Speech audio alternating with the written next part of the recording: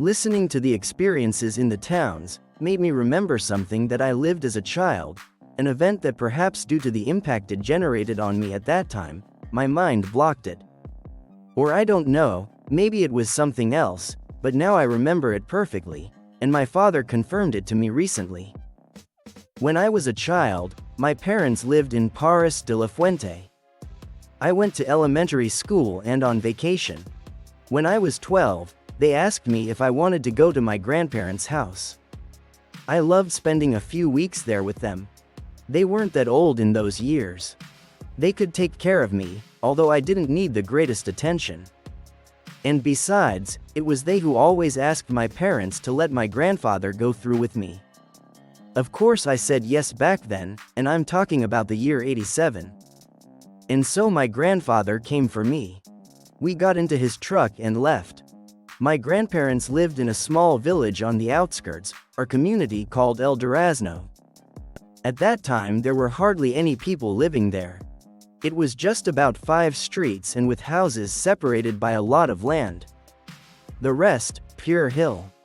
I spent a week there helping my grandfather, or rather learning from him how he worked the land for the crops, loading things, making lunch and dinner with my grandmother, and so on. We always did that. I loved it, but there was a night when over there we were all going to bed early at 9 o'clock. We were already asleep, the other neighbors the same. It was a lonely place, nothing woke you up over there. I slept in a separate room, one that my grandparents had for visitors, and something woke me up that night. I remember they had a clock of those that tell time now with a red light. I woke up to a noise on the ceiling, and when I saw the time it was 12 at night, and it made me strange to hear that they were walking on the ceiling. They sounded like heels, some steps that went from one side to the other, at times like walking and at others like they were running. In that, my grandfather enters the room, all in the dark, trying not to make noise. I see him, sitting in my bed, and I was just about to ask him who was upstairs when he made me a sign with his hand so that I would not say anything, that I would keep silent, also making me a sign with his hand so that I would go with him. I understood nothing, I just obeyed him. I came with him walking, believing that they were perhaps thieves, although it did make me feel strange. It was a very small town and they had never told me that they were stealing around there. We arrived at my grandparents' room, he telling me not to make noise, whispering to me, stepping softly, opening the door silently, closing it slowly, and we lay down, the 3 of us on his bed. My grandmother grabbed my hand and was praying in a low voice. I, of course, was scared, a lot. And now I saw my grandfather, searching in a wardrobe, always in the dark. They didn't turn on the light for a moment. With those steps that wouldn't stop sounding above us. Suddenly I see my grandfather run out. I didn't see what he had in his hands until I heard the shots outside, followed by a horrible silence. My grandmother had also stopped praying by squeezing her hand very hard and let go until she heard the door of the house, and my grandfather entered with that artifact that made that sound. You know what they told me very seriously? That they had been the witches, that they were clicking their heels on the roof, that tomorrow I would go back to Parras because they would surely come back that week, that night they had come for me. Seeing my grandparents scared was one of the worst things I had to experience. I understood the seriousness of the matter until I saw the expression on each one of them, and I couldn't say anything. My grandmother kept praying. The night passed. I couldn't sleep at all compared to my grandparents, who did sleep but woke up at times. I was afraid of hearing that on the roof again, imagining some ladies walking above us, and then it dawned. It wasn't until I was 15 that I returned to that town, to El Durazno. I didn't talk to my grandparents about it. However, I saw them well, as always. But I did notice that they stopped insisting that my parents bring me. Even more years passed. And as I tell you, I just remembered this when I heard a story. I asked my father if he remembered what happened to me, and he said yes, that my grandfather at that time had told him everything the day he brought me home. And then I also told him, telling me that in those years I spent several nights without sleeping, until I simply forgot. In the year 2015 I worked in a cafeteria. I know it will be difficult to know which one because there are many, and that's fine, so there won't be a problem by mentioning it. My first 4 months were very quiet. We were only 3 employees, and none of them who had been working there longer than me had told me anything paranormal, neither about them nor about that place. It happens that one morning we were just opening. We already had the machines ready. We were making coffee, arranging the bread that had just been supplied to us, and none of us were in the kitchen. A colleague and I were at the bar at the counter, and the other colleague was right at the door just opening for the customers, and that's how the 3 of us heard the kitchen door open and saw a robust man with a mustache, very short hair, a gray polo shirt, denim pants.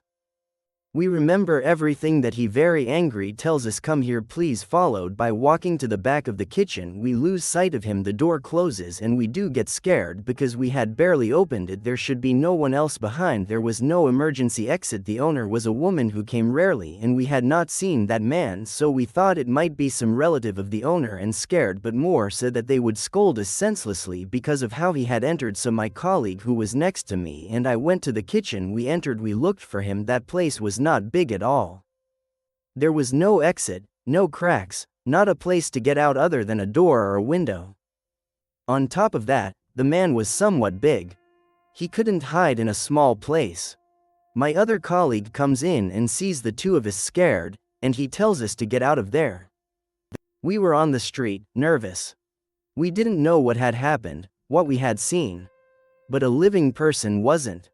And my companions also agreed on that. Even with all the fear, we had to work. As soon as a client arrived, we entered nervous, but of course we didn't tell him anything, nor the owner. We didn't know how she would react. She was a strict person, so we held back the fear. We talked about it many times, but it never happened to us again. Thank God, we didn't see that man again. Who knows who he was, what he wanted, where he came from, and where he went. In the year 2015 I entered the Navy Secretary. The names of my companions who lived this with me, I cannot mention them since they are still active. About 6 months after being a recruit sailor, they sent me to Isla de Cedros in Baja California. On that island there was an outpost, as we know it colloquially, a base to safeguard the territory, the sovereignty of a certain part. But about that outpost where we were, it was said, they told me, after what I'm going to tell you happened to me, several colleagues, that long ago there a lieutenant had taken the life of a corporal because of some bets they had, something like that. We arrived at the outposts where one usually stays for about a month and a half, and we completed about 20 days there, during which absolutely nothing had happened. And one of those days it was my turn to do guard duty. We took turns from 11 at night to 2 in the morning. When I entered, everything was normal. I called the guard, who told me that everything was in order, that he would only not neglect that I was attentive, and I began my guard to accommodate my things. I walked patrolling the perimeter, which was indeed very quiet. Very dark over there, huh?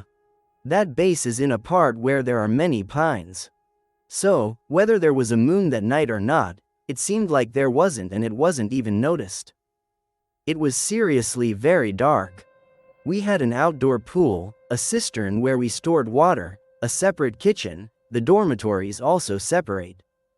When I finished my rounds after about an hour, I sat on a bench we had outside with a view right in front of the cistern, which was also under some pines. And just to finish, forgive me for locating you, to the right of the cistern was the kitchen, and on the opposite side, the left, the dormitories. We had a trained Navy dog. Apart from him, we had other dogs that arrived at the base. My companions fed them, and they stayed there helping us also with surveillance. So, sitting there, with my flashlight and my coffee on the bench, my rifle placed on my legs, I was responding to some messages on my phone, when suddenly I felt as if someone was watching me from the cistern. I move the phone screen away from my face and start observing from the bench. I don't see anything. I get up, take the flashlight, I walk, I reach the cistern, I shine down, I look around, but no, there was nothing. I sat down again, followed my phone. Just a few minutes passed and, with a look, now I saw something moving next to the cistern. Under the screen of my phone, slowly, seeing now directly, first a type of bulge, small, dark, moving. But as I paid more attention to it, I noticed that it was as if it were a person, the silhouette of a very short person, walking. I only distinguished the pure silhouette or the bulge because I remind you, it was completely dark. At that moment I wanted to take my rifle, the flashlight, but it was as if I were in a type of trance. With fear seeing that walking without me being able to move even my hands, that thing walked near the cistern, then passed near the canine unit, which didn't even get up. Neither the trained one nor the others we had were asleep. It seemed very strange to me. I see that walk towards the kitchen entering, and when I lost sight of it, then I could move. I took my rifle, my flashlight. I got up because I did get out of that trance, and I remembered that I was taking care of that base. Whatever had gotten in there, I had to go check. I was a few steps from the kitchen when I heard that a lot of things were starting to fall, dishes, vases, covers, making a scandal that now did raise the dog from the canine unit that was in a cage, barking a lot. A puppy that was with me and was loose. She was calm but very brave. When it came to someone unknown, she protected very well. To be one who came from the street, she won me over because she ran into the kitchen barking, very angry. For later, before I got there to enter the kitchen, seeing her leaving through the back door, crying, as if she had been hit or I don't know. She was really crying, very badly. She keeps running, but doesn't stop with me, but running, goes and bumps headfirst into the door where my radio operator colleague was. Another dormitory. Honestly, seeing the reaction of that little dog, I also went back. If she had entered so angry and in just seconds ran away like that, what was I going to see inside? I was walking towards my colleague's dormitory, a corporal, and he comes out asking me why I had hit the door. I told him the same as I told you, and he told me no, that I had seen wrong, that I don't know what they were telling me things because I was just a recruit, that I should continue taking care. I insisted to him that it was true, that he should turn to see the little dog. I had never seen a dog with that level of nervousness, of fear, more being an animal as faithful as that puppy was, but so brave when it came to taking care of us. She trembled a lot. She was lying on the floor, looking towards the kitchen. You could hear how her claws were hitting the floor because she was trembling. My colleague, after seeing her, didn't say anything. He left. He accompanied me during the rest of my guard without touching that subject. Neither him nor I, we didn't even go to the kitchen, and it wasn't until the next day that he told me what I told you at the beginning about the lieutenant and the corporal, and that from that situation strange things happened at that base. In fact, I did get to see and hear more things there and in other parts, but I'll tell you about them later. We have no idea of what happened that night, what scared the base's little dog so much, and if it had anything to do with what occurred years ago. I lived for several years in some apartments in Cordoba, Argentina, right on Colon Avenue. During that time, nothing strange or bad happened with any neighbor. I lived on the 4th floor of a building where each floor had only 2 apartments, and in front of mine lived a lady. One afternoon when I was resting, it was around 7 p.m., I thought I might have dreamed of a dog that I heard barking on the top floor. As those barking had woken me up, being fully conscious, I no longer heard them. I thought, as I tell you, maybe I had dreamed of it. It had been the television that had been on, although it had sounded very real. At that time I was waiting for a package. We had a bus at the small reception of the building. Then I left my apartment. I went down, asked the guard, and he hadn't arrived. And well, I went back up. When I get to my apartment, I see my neighbor outside her apartment. I greet her and she returns me the good afternoon and asks me if I had also heard it. The truth is, I didn't even remember what had woken me up anymore, and I ask her what the neighbor's dog didn't hear it. It sounded up there, but up there only Mr. Damien lives, and as far as I know he doesn't have animals. It sounds like it's big, and it's strange to me that they let him bring it in, or if not they won't scold him, the worried neighbor told me. There I realized that it had been real. A barking dog had indeed woken me up. And it also seemed strange to me that the upstairs neighbor, Mr. Damien, had a dog. Animals were not allowed in the building, neither small nor large. But well, what could we do? Go complain to him ourselves? I barely saw him. I knew that man didn't talk to many people, and no matter how much we told him in the best way that he should be careful, because if they heard his dog he would have to take it out or something like that. I didn't know how he was going to react. So my neighbor and I just said that we hoped it wouldn't go badly for him with that, and we said goodbye. That night that dog woke me up again. Now I even sat up in bed and kept hearing it. The neighbor was right, it sounded like it was a big animal and it was on the floor above. As now, yes, it was an insistent barking. It wouldn't shut up. I knew I couldn't sleep like that. I left my apartment, thinking about whether I should go and tell him something. I didn't want to bother him, but it didn't leave me any other choice. And the animal was still making noise there. So I stayed waiting on the stairs of my floor, undecided whether to go up or not, perhaps hoping it would shut up and someone else would tell him something. And then, being there, I see the reception guard come up, greet me and ask me if that barking was still coming from further up. I said yes, that I would most certainly be with Mr. Damien because he was the only neighbor on that floor, the last. The other apartment was available at that time, so I should be with him. The guard asks me while we go up if he knew that Mr. Damien had a pet. I tell him no, that we barely heard him that day. We were talking about that until we got to his apartment, where from the outside we kept hearing that he was barking and grunting. It sounded like a huge animal, but now also very aggressive. That's why the guard started knocking on the door, talking to Mr. Damien, asking him to open and control his dog, who knew he couldn't have animals. However, neither he nor I heard a response. I kept watching the guard. We also noticed that the neighbor had gone up. She was wearing a robe. She was standing on the stairs while the guard had his keychain in his hands, having the keys of each of the departments. He didn't want to use them, but anything that happened, an emergency, he should authorize access.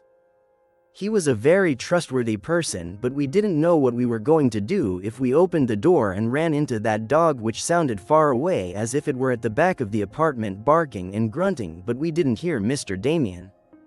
The guard takes a small paralyzer he had on his belt, places the keys, turns them, yelling at the man we were going to meet, that if he needed help with something, and barely manages to open the door a little. Everything remained silent. We heard the footsteps running from someone, towards the door, reaching her, opening it, and it was Mr. Damien, sweaty, very pale and nervous.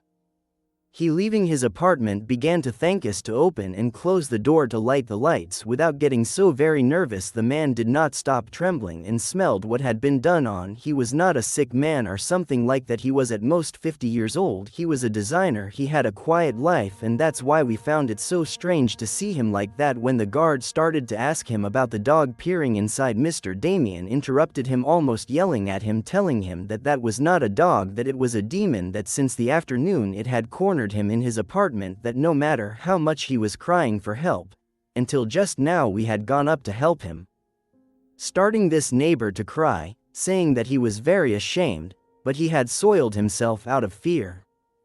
Because that being, he said that it was a being that was not a dog, he did not let him out of the corner. The guard asked him for permission to pass and he didn't believe him, because he asked him again if the animal was brave, if he was being cared for by someone else. And Mr. Damien, with the neighbor and I watching the whole scene, said he would look for him wherever he wanted, that he had seen that he disappeared. He just vanished, and that's when he was able to leave. The man apologized to us for being in that condition, and asked us if we could wait in his apartment while he showered. He was very afraid of being alone. The neighbor and I accepted. The guard left, very confused. He had searched the entire apartment well and had found nothing. In fact, Mr. Damien even asked him to search to please make sure it wasn't anywhere.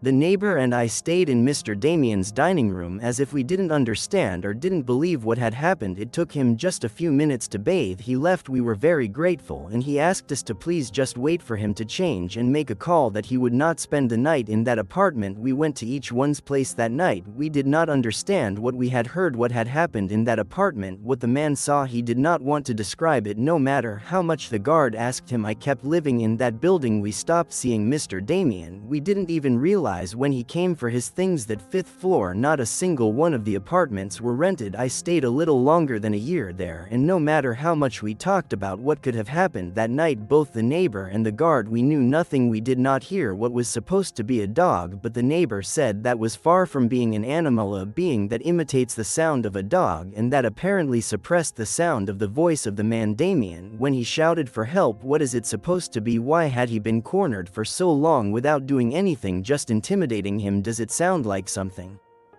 Around the year 2008, the situation with those people who dedicate themselves to doing bad things, those businesses, was getting much worse. It didn't look like it was going to improve at all, and we were not wrong. At that time, I already had some time working as an officer. The reports of confrontations of companions with that people were increasingly frequent, and on one occasion, being at night, they call us. They report that there had been a meeting, outside, near a town in the Reynosa-sur-Lodge, between this town and General Hospital 270. Let's go to the units. We were 3 leaving the base, and they could help us in case we needed other areas. However, we were only 3, that time, because they had told us that everything had already been finished. When we arrived, we saw an ugly and strange scene. Next to the highway. I was already in some companions there. They hadn't yet entered the scene fully, but they told us that something wasn't right. When we approached and made sure that there was no one around, that there was no danger, it's not that I wanted to be pessimistic or graphic, but we were expecting something worse. Wow, that the scene had a disaster, that we were getting used to the bad. There were 5 people there on the ground between the earth, already lifeless, and it seemed that they had fought with someone. There were still their objects with which they act, which we cannot say it here. They had them all in their hands. However, there was not a single shell casing. We could even think that someone had left them there, thrown away, and left. But no. All the tracks indicated that everything had happened there.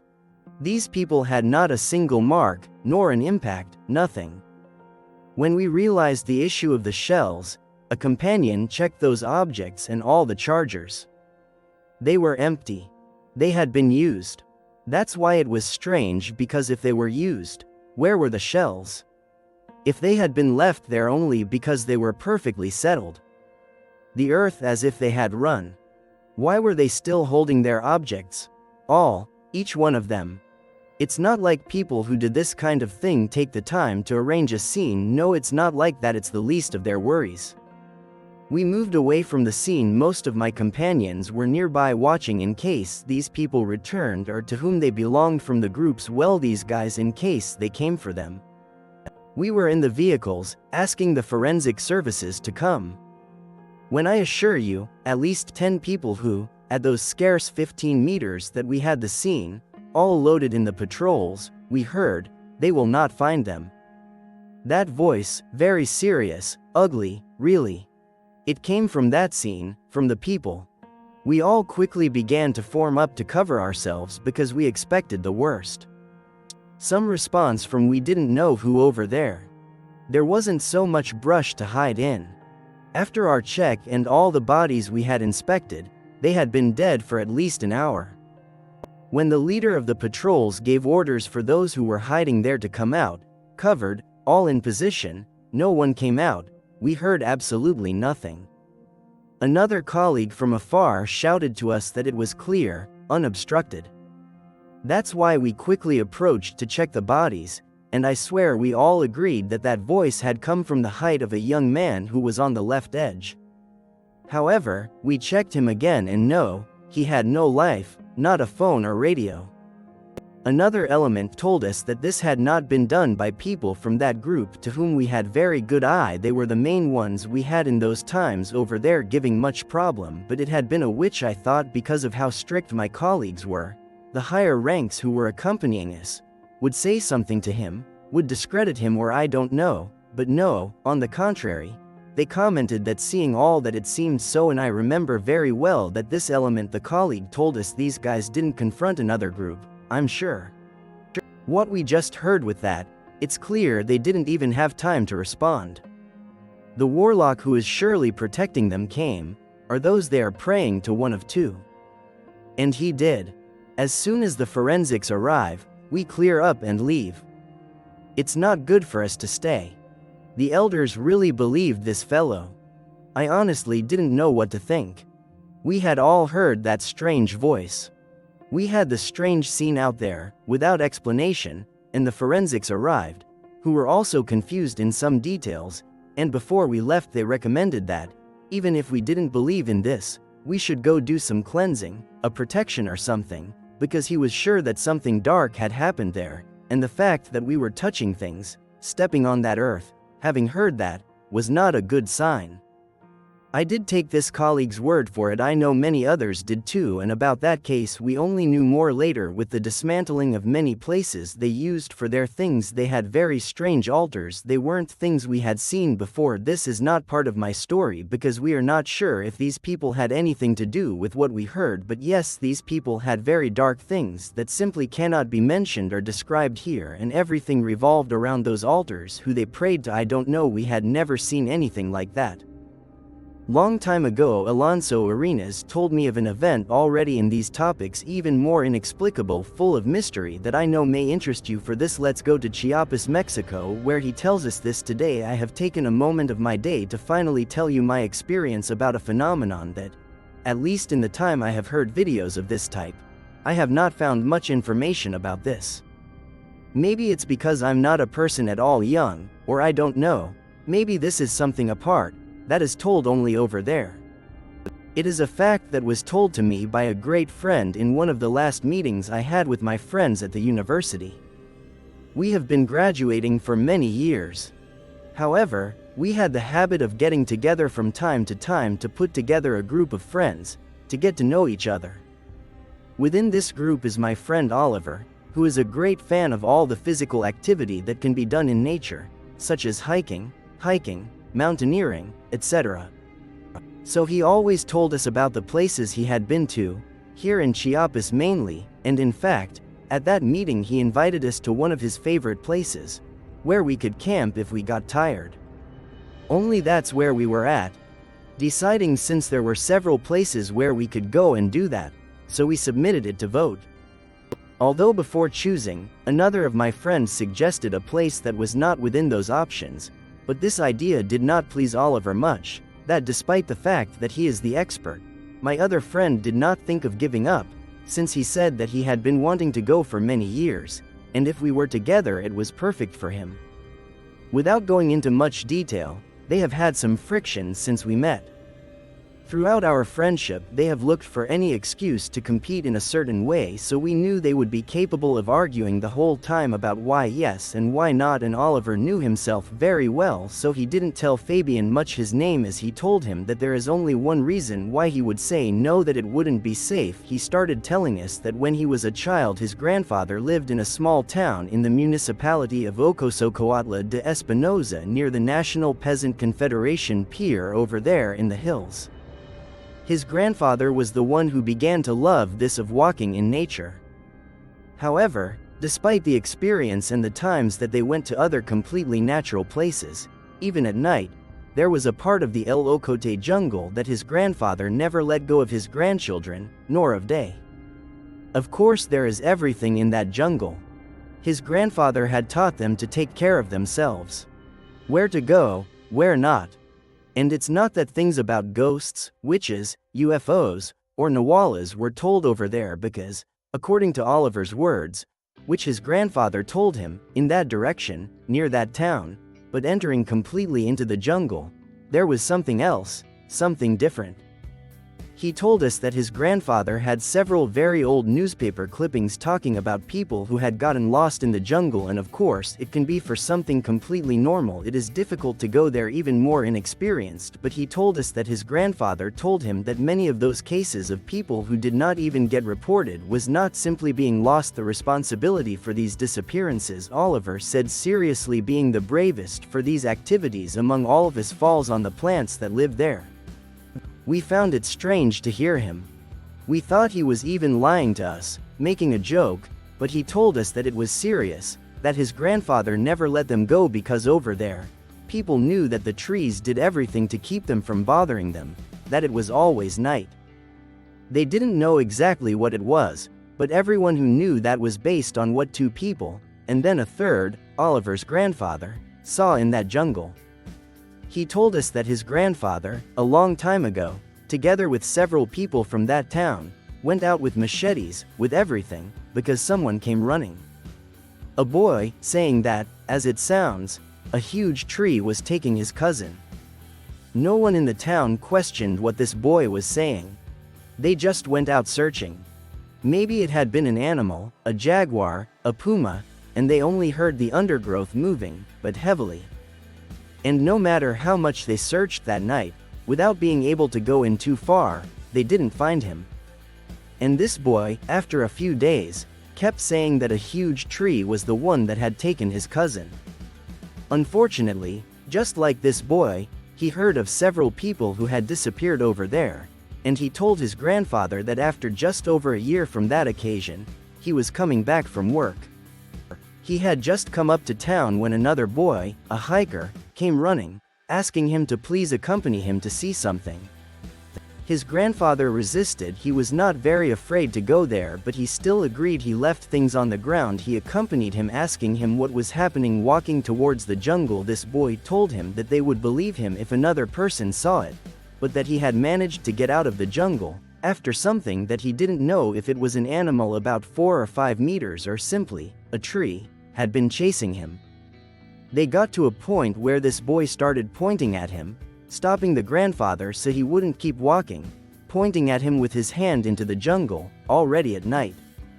Oliver told us that his grandfather, when he turned to look at the top of the jungle, felt as if everything he knew at that time was nothing because, yes, he managed to see the top of a tree, on top of other plants in the jungle, going away, making a lot of noise. From there he understood all those cases. He believed now the first boy who came asking for help, they warned people in that town who wanted to go to the jungle because coincidentally in that part where a river ended near Mexico Highway 145 only uphill from the hill, it's where they hardly saw wild animals. Oliver told us that wherever we chose it was fine, that it wasn't personal against our other friend, only that he didn't want to go there. He saw how his grandfather told him and, in truth, he was afraid. This type of stories are so unusual. What is there in those lands where the human being almost does not step? What would this type of experience explain? What is being of nature? Where does that come from? Would it be something paranormal, supernatural? And would they continue to happen today? In the year 2017, something very strange happened to me in a hospital here in Cienselejo, Sucre. At that time they were going to do surgery on my right leg for a discomfort, and since that year I was 16, they placed me in a room with several children. We were waiting for them to attend to us, one by one, until my turn came.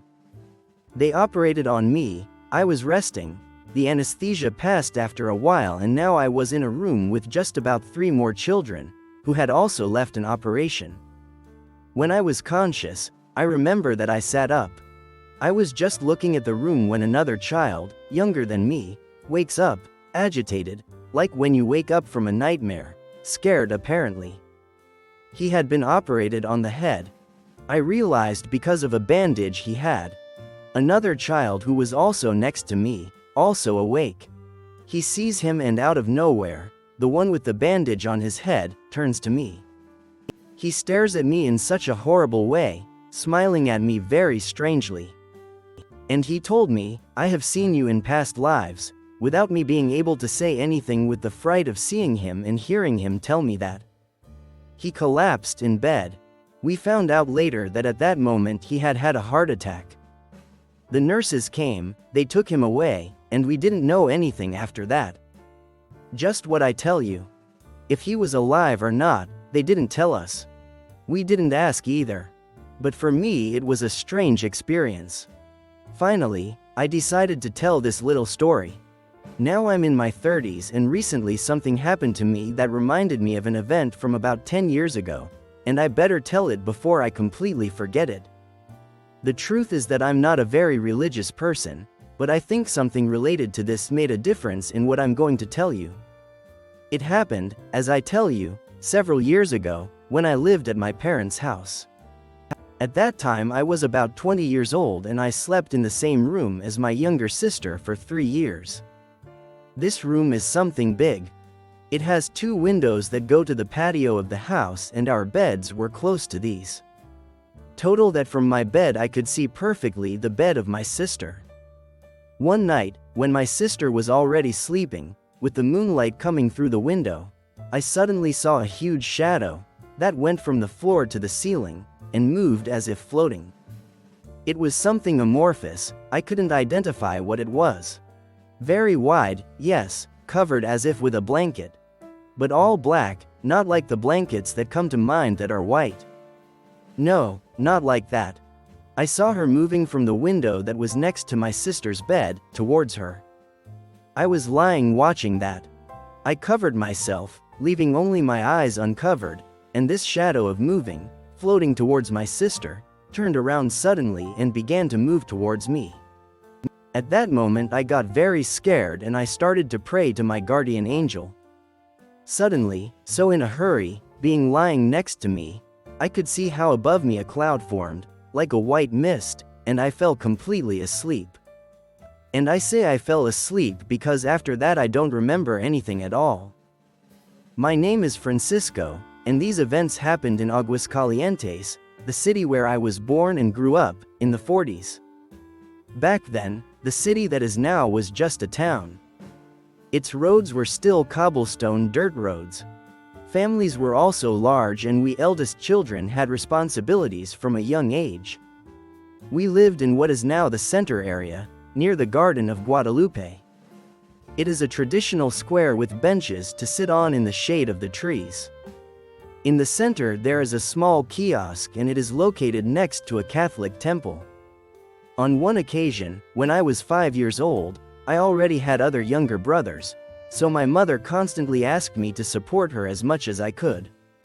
That day it was already night and my younger brother was crying from hunger and kept telling my mother that he wanted bread. My mother had to be attentive to my brother who had just been born, so she sent me to the bakery for bread for my brother. As I already wanted to go to sleep, went back and forth all the way to the bakery. To get there, I had to cross through the Guadalupe garden. It was so annoying that I kicked any little stone or thing I found.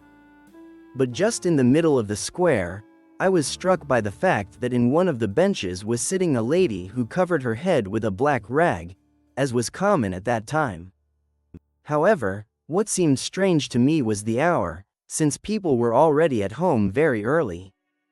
I kept moving forward and approaching where she was sitting, but when I was a few meters away, she turned her gaze to look at me. We saw each other face to face. My surprise was that the lady, the one sitting on the bench, had a horse face. No, imagine the fear I felt. I started running as fast as I could, but I felt, I don't know why, that I wasn't moving forward, that something was holding me back, until in my mind I asked God to help me get out of there. It was then that I left at full speed. I bought the bread and returned home by another road. I didn't tell my mother anything because growing up I thought it was a punishment for complaining. I got sick little by little. I was losing weight. I didn't sleep. At that time it was very difficult to have access to medical attention, so my mother took me to a curandera, and she told us that she was sick of fright, and so she insisted on asking what had happened to me. Until I told them. She made several prayers with a burning candle and I don't know what else. He gave my mother some instructions to continue with the prayers at home. And it was that way, little by little, and thank God, I recovered my health. But I never forgot the horse face of that woman. Before entering the university, I was looking to save some money, so I asked my father if I could get a job with one of his acquaintances, since he is a merchant and knows many people with different businesses. At that time he did not occupy staff, so he told me that he would ask around. Until 2 days later he told me that he could help a man with whom he had established friendship for a couple of years, who had several positions and carriages of walking salesmen. You know, those who sell sweets, cigars, peanuts and all that kind of stuff in crowded places. I accepted one of the latter, since it was a fairly flexible schedule, in addition to the fact that the area was close to me. And this is where I ask you, please, if you can keep me anonymous, since this story is related to an area somewhat emblematic of Guadalajara, which although I will not say exactly what it is, I will only mention that it is a famous market for offering services and things related to witchcraft. I suppose you'll easily know where it is. I didn't work specifically there, but I had certain assigned spaces. However, my father's friend was very good with many of the workers of this market, so much so that they lent him a small room for him or his employees to eat there. If they wanted to, they would rest there for a while, in addition to the exclusive bathrooms for them, so we also had the freedom to use both spaces if we wanted to. At first I was not so fanatic of that idea, since both that room and the bathroom were in a very hidden area of the market, where customers do not have access. And it's just that, in itself, it feels like a very strange vibe in this market. In that place, it felt even worse. For necessity, I had to use them after a few days of working on that, and it didn't seem as bad as I thought. Only the first time I went, I had to explain who I was and what I was doing there. But once they knew, there was no problem. The strange thing was that the next day my father's friend called me to tell me some things about the business. Then he told me he was glad to know that I didn't stay on the street all the time, going to this room to rest. It did disconcert me a little that he knew that. I assumed the others had told him, and he only stressed that I should go during the hours they had given us permission to eat. Since we were not the only vendors to whom they lent them, and he wanted to avoid us overlapping in the usage times. However, and although I am ashamed to admit it, as the weeks went by I discovered that almost no one really used them, except for those of us who worked with him, so I was almost always alone. So he took the opportunity to spend the time avoiding work or doing preparatory tasks. The workers in that part of the market did realize it, although he always gave them a different excuse of why I was there, and they only told me that as long as I didn't cause problems it didn't bother them. But yes, they asked me to be discreet with what I might see or hear, because in that depth of the market there were people who did all kinds of work. Sometimes I had to smell the essences they used, the incense, and others listened to the prayers while they were doing some kind of cleaning. I would have liked to just witness that kind of thing, although unfortunately it was not like that. It happened one afternoon, at about 6 p.m. I had 2 hours left to deliver the post, the cart.